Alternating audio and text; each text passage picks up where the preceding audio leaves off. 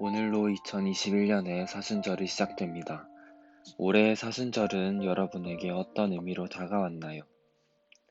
교회에서 또 무슨 행사를 하거나 금식하라고 하겠네 예상하며 무작정 기다렸습니까? 아니면 이번에는 그리스도의 거룩하신 희생을 가슴에 새기며 사순절답게 보내자고 다짐했습니까? 언젠가부터 우리는 교회 가는 것이 자유로운 세상, 예수 믿는 것을 얼마든지 드러내도 문제가 없는 세상을 살고 있습니다. 하지만 예수님이 인간의 몸으로 오신 2000년 전만 해도 예수님을 마음에 품는다는 것은 목숨을 내놓아야 하는 일이었습니다.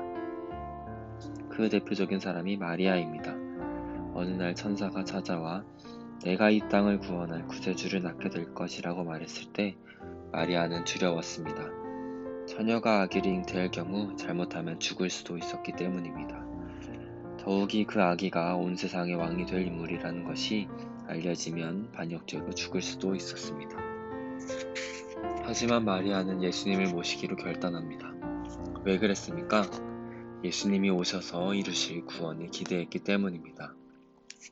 죄악으로 어두워진 세상에 진리의 빛을 비춰주시고 비루하고 상처받은 영혼들을 돌보시며 소망 없는 영혼들의 새로운 희망을 주실 예수님의 구원을 기대했기에 마리아는 위험을 감수하고 예수님을 모시기로 결심한 것입니다. 마리아의 기대와 믿음은 어긋나지 않았고 그녀는 결국 영원히 빛나는 이름이 되었습니다. 그렇다면 성경은 마리아의 모습을 통해 우리에게 무엇을 이야기하는 것일까요? 마리아처럼 우리도 예수님을 기대하며 맞이해야 한다는 뜻이 아닐까요? 세상은 우리에게 마음껏 교회에 다니라고 말합니다. 하지만 역설적이게도 종교의 자유가 보장될수록 예수님을 믿는 일이 점점 더 어려워지고 있습니다. 그러나 성경은 분명히 말합니다. 힘들어도 실패해도 잘 되지 않아도 예수님이 이루실 구원을 기대하며 기쁨으로 예수님을 모셔보라고 말입니다. 이 시간 예수님이 우리에게 묻고 계십니다. 이번 사순절도 그냥 그렇게 보낼 것이냐?